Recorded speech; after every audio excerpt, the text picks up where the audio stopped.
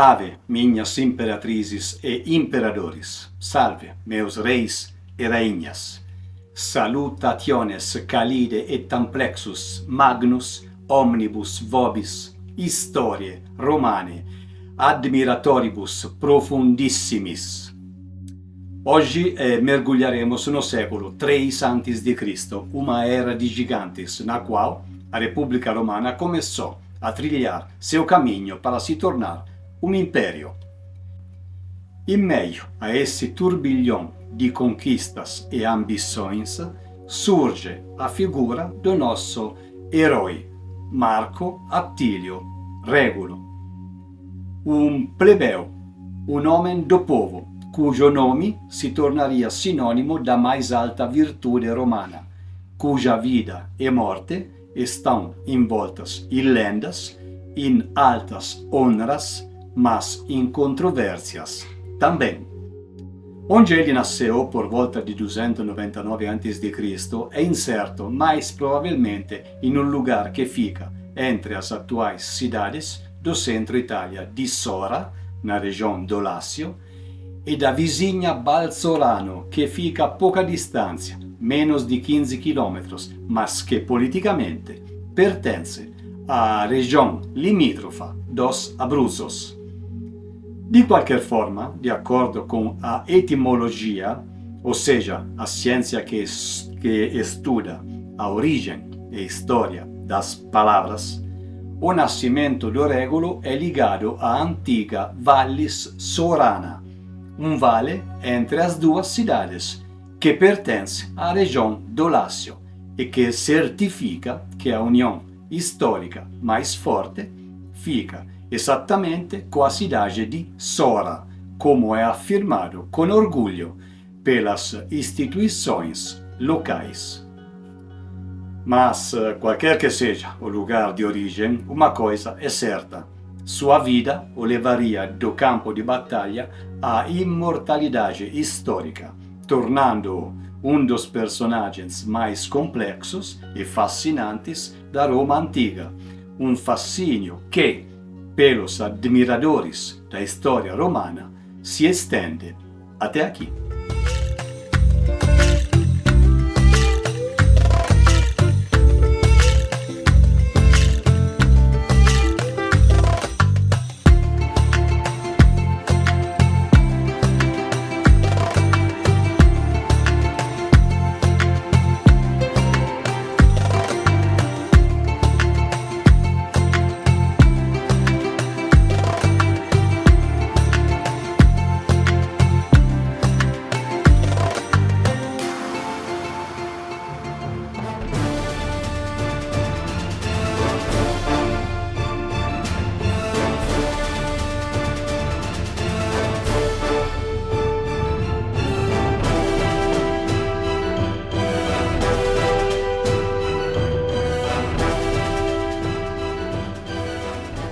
Régulo, juntamente com seu colega Lúcio Júnior Libon, comandou as legiões contra as cidades gregas da Apulia e da Lucânia, situadas no sul da Península Itálica. Foi um período de intensa atividade militar e que culminou em vitórias romanas decisivas. Régulo foi também um dos comandantes que consolidaram os ganhos de campanhas anteriores, como em especial a vitória sobre Pirro, o rei do Epiro, em Benevento, uma batalha vencida pelo cônsul Manio Curio Dentado no 275 a.C.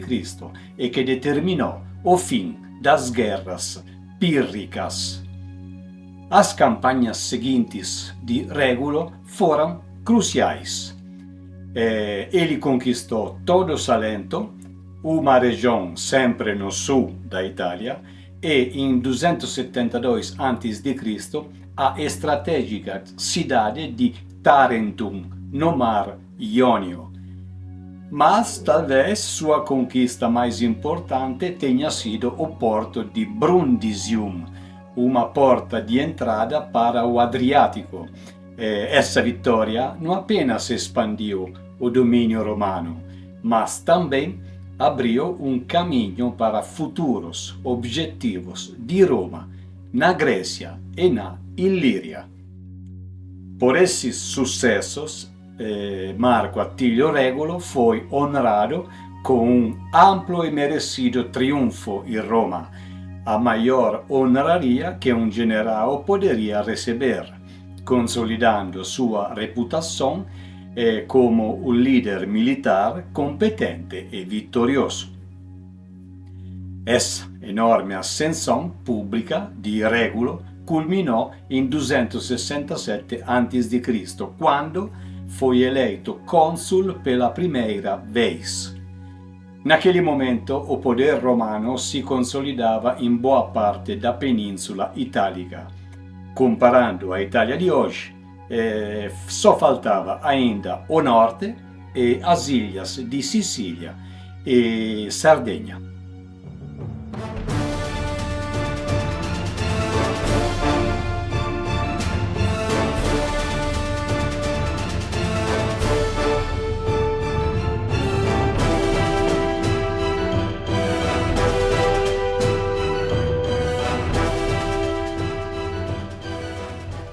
Onze anos depois, em 256 a.C., Regulo foi eleito cônsul pela segunda vez e a história o chamaria novamente.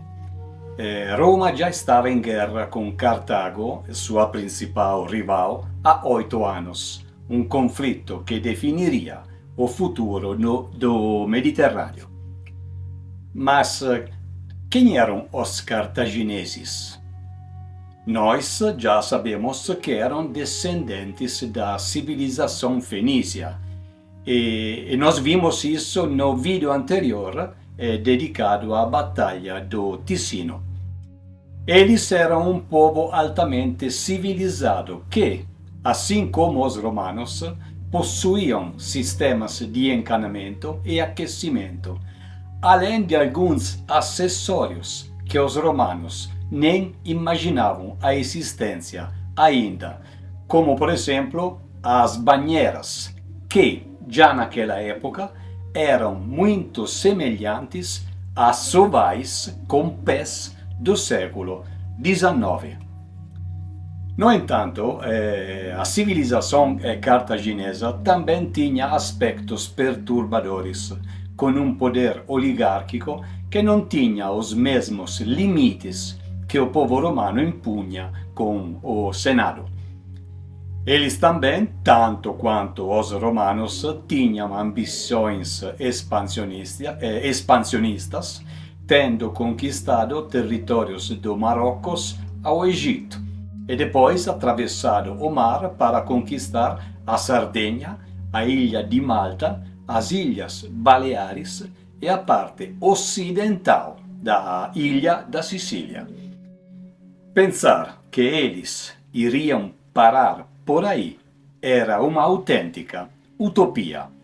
A guerra, portanto, era inevitável. Após a conquista do sul da Península Itálica, Roma precisava de mais do que poder terrestre. Precisava de uma frota naval para desafiar o domínio marítimo cartaginês. O confronto, que havia começado na Sicília, estava em um ponto de virada. O Senado romano decidiu arriscar tudo e levar a guerra diretamente para o coração do império inimigo, na África. Para esta missão ousada, Regulo foi eleito cônsul pela segunda vez.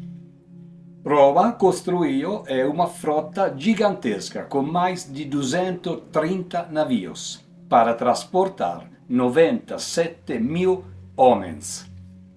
Cartago tentou impedir esta operação com uma frota mais poderosa ainda, formada por 250 navios e 150.000 homens. O palco estava montado para um confronto épico. Os dois cônsules enviados por Roma, Marco Attilio Regulo e Lúcio Manlio Vulson Longo, lideraram a expedição naval. As duas frotas se enfrentaram no Cabo Ecnomo. Este mega confronto marítimo, e que nós voltaremos a falar com mais detalhes em um vídeo específico, foi uma verdadeira colisão de gigantes daquela época. Políbio até a descreveu como a maior batalha naval da antiguidade. A vitória romana foi esmagadora, permitindo que as legiões de Régulo desembarcassem com sucesso na costa africana, perto de Clupea, hoje Quelíbia, na Tunísia.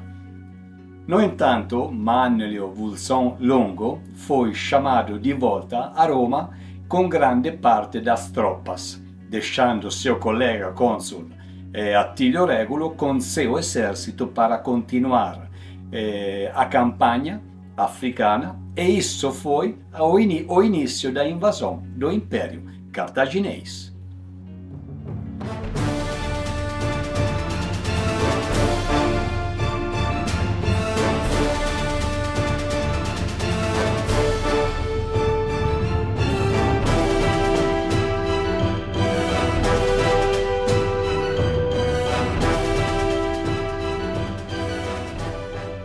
Uma vez em solo africano, as tropas de Régulo saquearam o território cartaginês, obtendo uma vitória importante em Adis e conquistando a cidade de Tunis, hoje capital da Tunísia, mas naquele período uma localidade pequena e subordinada a Cartago.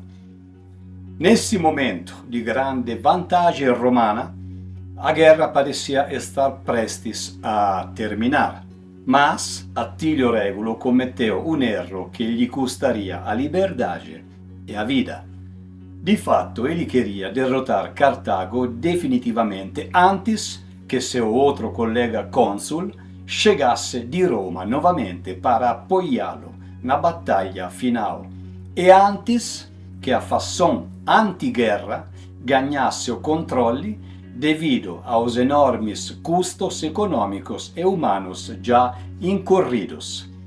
Esta fação anti-guerra era constituída por senadores que pertenciam a famílias patrícias e que estavam perdendo vasta soma de dinheiro, já que o comércio marítimo, crucial para suas fortunas, era constantemente interrompido pela guerra. Também proprietários de terras e pequenos fazendeiros, cujas colheitas e propriedades eram afetadas pela ausência de mão de obra, já que muitos homens eram recrutados para lutar. E, enfim, por pessoas que haviam perdido entes queridos em outras guerras e que estavam cansadas das contínuas perdas humanas. As guerras causavam um enorme sofrimento social e o desgaste se refletia em todos os níveis da população de Roma. A preocupação de Attilio Régulo era que essa fação ganhasse muita força no Senado e votasse pelo fim da guerra, o que anularia todo o esforço romano e poderia resultar em um acordo de paz desfavorável, segundo ele, para a sua carreira e para Roma também.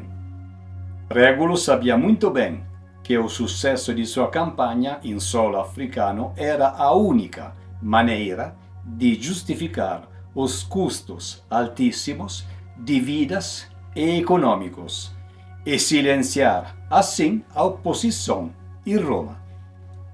Só que, chegando às portas de Cartago, cometeu o grande erro de subestimar as forças cartaginesas e impôs termos de paz excessivamente severos e humilhantes, exigindo que a capital cartaginesa se submetesse à fides romana.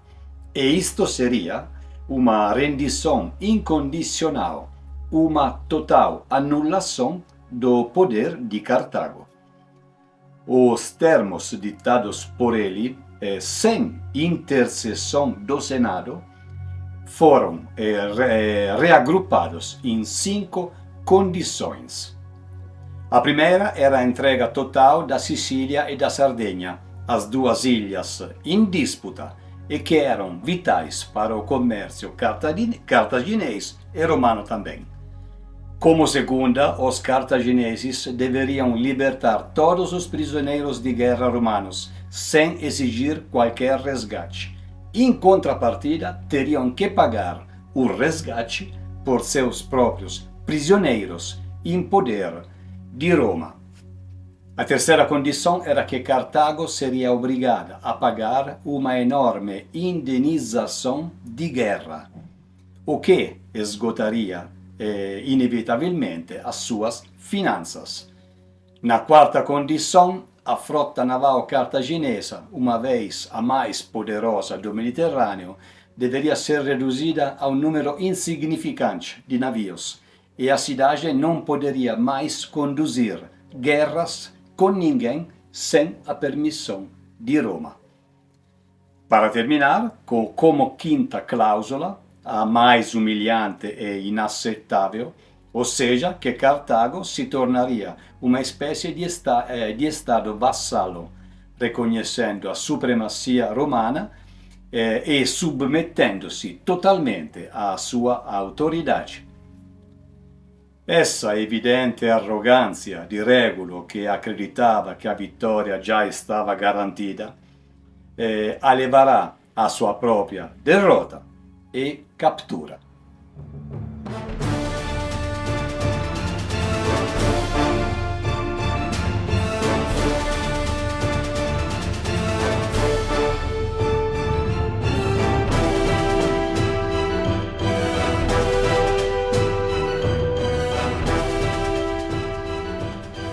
Esses termos estabelecidos pelo comandante romano eram tão draconianos, cruéis, que os cartagineses viram que não tinham nada a perder ao continuar a luta. Portanto, Cartago agiu rapidamente. As cobranças romanas revitalizaram as motivações da cidade toda para lutar desesperadamente até o fim. Cartago, visto que nunca iria tolerar a situação, retomou as hostilidades com um exército reorganizado e, dessa vez, comandado por um verdadeiro general contra um exército romano reduzido à metade de sua força. Os generais militares de Cartago geralmente tinham falta de experiência e tática em estratégias de campo.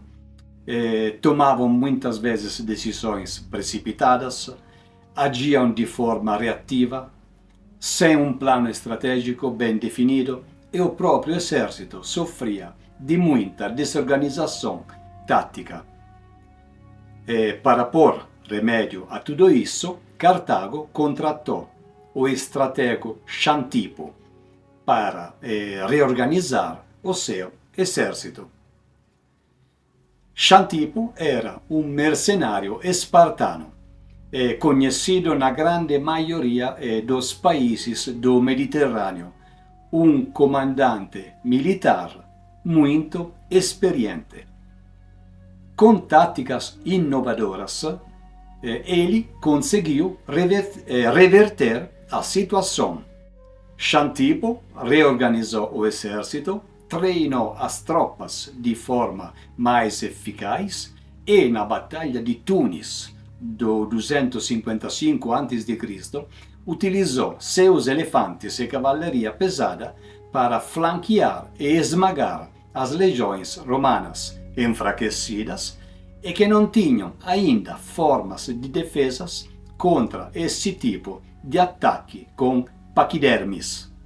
Um único homem, uma única mente, de fato, aniquilou tropas que pareciam eficazes e imbatíveis e trouxe de volta a melhores condições um estado visivelmente abatido e o moral deprimido das tropas. Roma foi pesadamente derrotada e Marco Attilio Regulo, o vitorioso de tantas batalhas, foi feito prisioneiro.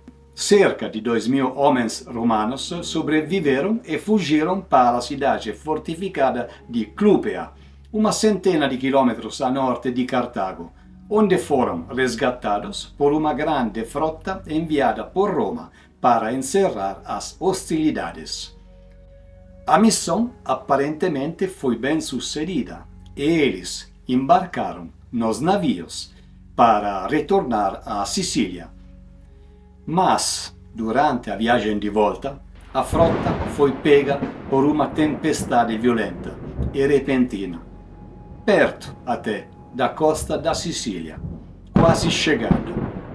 Esta tempestade destruiu a maioria dos navios e resultou em uma perda imensa de vidas, tanto dos marinheiros quanto dos soldados resgatados. Foi uma das piores catástrofes navais da história de Roma. Uma pequena parte da frota conseguiu sobreviver e chegar à costa, mas o desastre marcou um golpe terrível para a moral e a capacidade militar de Roma na Primeira Guerra Púnica. A invasão romana da África havia fracassado e a guerra se arrastaria por mais 14 anos até o 241 a.C. O desgaste econômico e as enormes perdas de vidas para ambos os contendentes foi incalculável. Muita destruição, dezenas de milhares de mortes, os recursos econômicos e humanos de Roma e Cartago estavam esgotados e as negociações de paz foram necessariamente retomadas.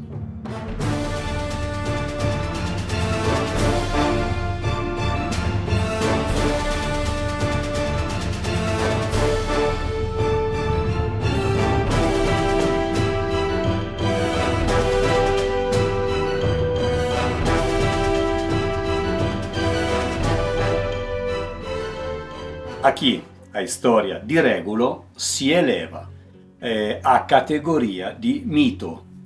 Segundo a tradição, imortalizada por poetas como Horácio, Regulo foi mantido prisioneiro em Cartago por 5 anos.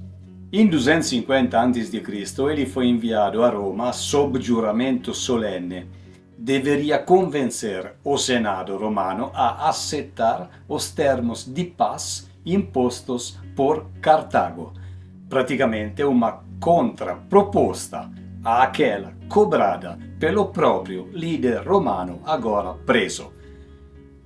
Caso contrário, ele voltaria para a capital cartaginesa, onde seria condenado à morte. Segundo outras fontes, isso ocorreu no 246 a.C., portanto, neste caso, ele teria ficado preso em Cartago por 9 anos. Embora os historiadores ainda hoje debatam a cronologia correta e a veracidade dos fatos, o que realmente importa na história de Attilio Regulo não é exatamente o ano em que ele morreu, mas sim o legado que sua lenda deixou. De volta em Roma, quando chegou diante do Senado, o que Regulo fez foi exatamente o oposto do que Cartago esperava. Ele comunicou os termos dos púnicos aos espantados senadores. Cartago está exigindo que Roma se retire completamente da Sicília e da Sardenha, os nossos principais pontos de disputa dessa guerra. Cartago oferece a libertação dos prisioneiros de guerra romanos, sem exigir pagamento por eles, mas em troca exige que Roma pagasse o resgate por cada prisioneiro cartaginês em poder da República e uma rápida devolução dos mesmos. Roma é obrigada a pagar todas as despesas de guerra de Cartago, além de un tributo continuo e indeterminado. Roma não poderá declarar guerra para ninguém sem a aprovação prévia de Cartago. Roma será, a partir de agora, um Estado cliente, totalmente subordinado. Roma deverá aceitar o limite ao tamanho da própria frota naval que nossa República poderia manter. Régulo, chegando ao fim do recado e antes da decisão de seus superiores, surpreendeu o Senado. Ele não defendeu a paz, mas sim exortou seus compatriotas a rejeitarem tudo o que Cartago estava cobrando. Não aceitem as condições de Cartago, não se deixem intimidar por eles. A cidade está exausta, a situação econômica é precária e a população já não olha mais com bons olhos para os seus governantes. Continuem a guerra, a vitória é possível, a vitória é ao alcance de Roma. E com essas palavras, ele se despediu de vez do Senado. Quanto a mim, eu continuo sendo um escravo de Cartago, mas ainda mantenho o senso de dever de um romano. Cumprida sua missão de forma surpreendente, ele se recusou a ficar em Roma como se fosse um prisioneiro político em tempos modernos. Ignorando as súplicas de sua família e do próprio Senado, Régulo retornou a Cartago para honrar a sua palavra. A lenda conta que por esse ato de desafio ele foi submetido a torturas extremamente cruéis, desconhecidas até então. Foi deitado na areia, exposto a um sol ardente, abrasador, amarrado a estacas de madeira nos tornozelos e nos pulsos. Suas pálpebras foram cortadas para cegá-lo. Depois foi coberto com mel para atrair formigas. E por fim, quase em fim de vida, foi trancado em um barril com dezenas de pregos enfiados na madeira, com as pontas voltadas para dentro do barril e deixado rolar de uma colina até a morte.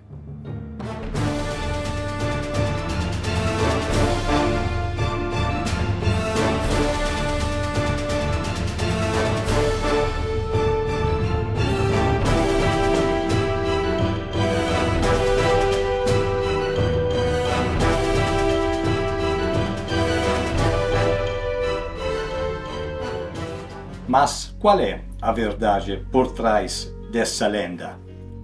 Este é o momento de examinar a herança controversa de Régulo. Na iconografia tradicional, ele é um símbolo de virtude. No entanto, muitos historiadores, já na antiguidade, questionavam a veracidade desse relato. A conduta di Régulo na guerra não era vista por todos como heroica. Alguns o consideravam o principal responsável pelo fracasso das negociações de paz e pela derrota do seu exército, uma vez que ele, egoisticamente, impôs condições que os cartagineses jamais aceitariam. Historiadores modernos veem em Régulo um extremista, um símbolo do imperialismo romano que buscava o poder militar por si só, sem um senso cívico genuíno de diplomacia ou interesse econômico duradouro. A gloriosa história de sua morte, segundo esses estudiosos, pode ter sido uma invenção da historiografia romana. E perché? È possibile che la storia fosse una propaganda di guerra, specialmente perché Lucio Anneo Seneca, per esempio, falò di crucificazione e non di tortura tradizionalmente descritta. Os cartagineses eram certamente menos gentis que os romanos e a tortura era uma ocorrência cotidiana para eles.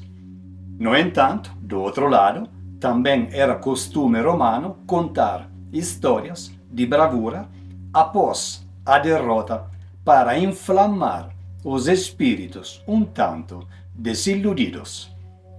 A lenda de sua morte por tortura teria sido criada para desviar o foco de uma verdade muito mais vergonhosa, ou seja, a crueldade da própria família de Régulo, que teria torturado até a morte dois prisioneiros cartagineses que haviam sido confiados a eles.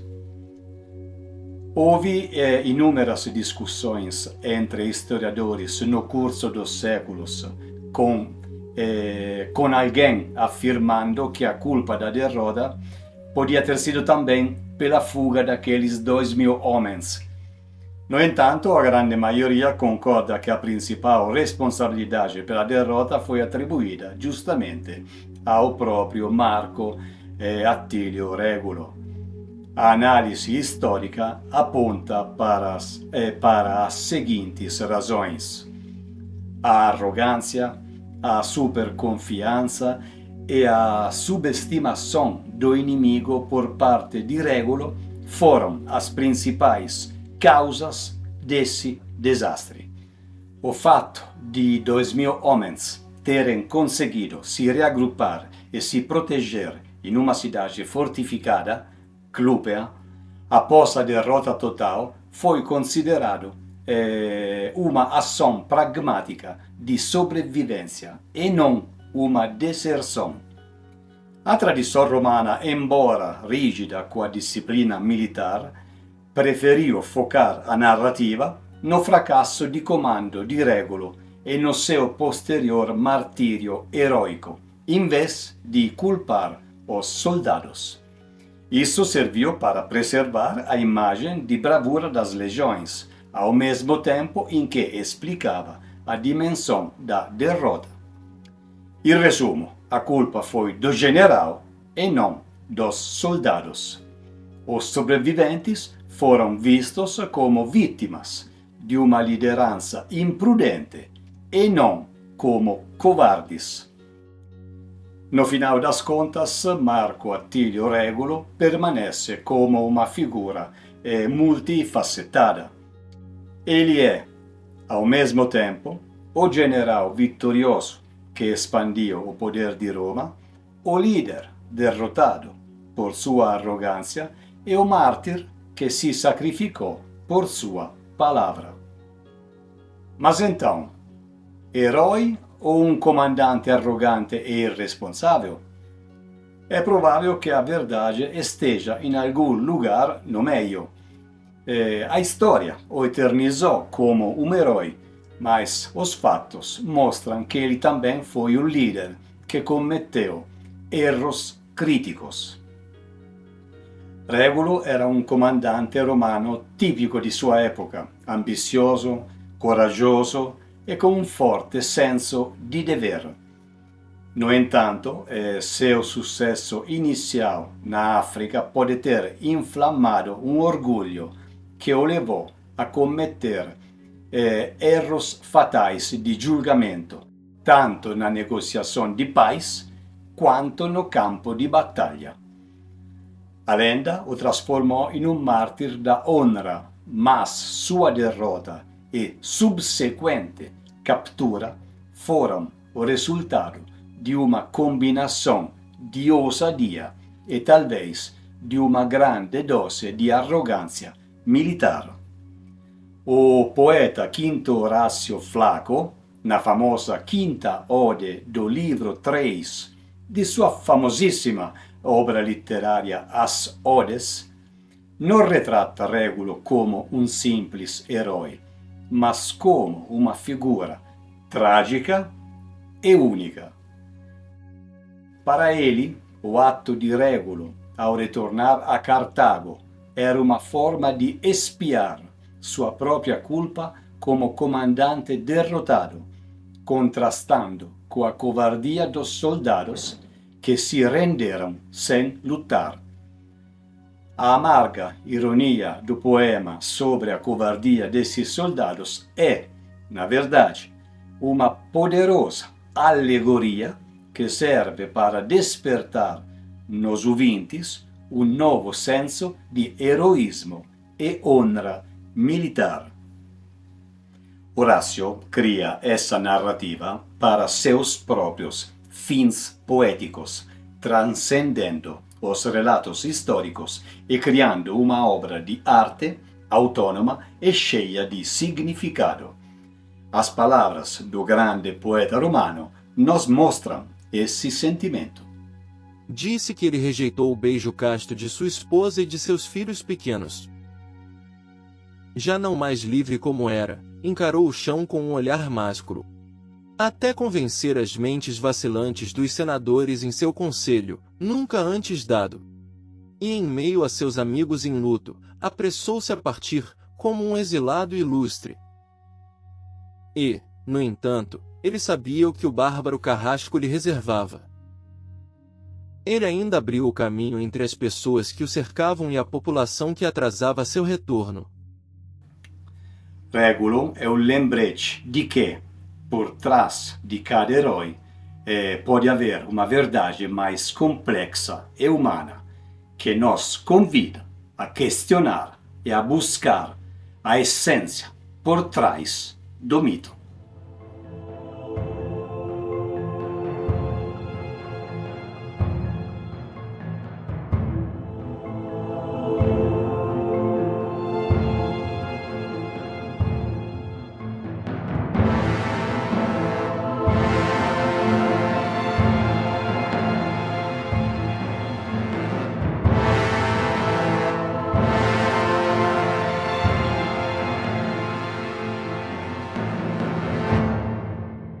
E assim chegamos ao fim da história de Marco Atílio Régulo.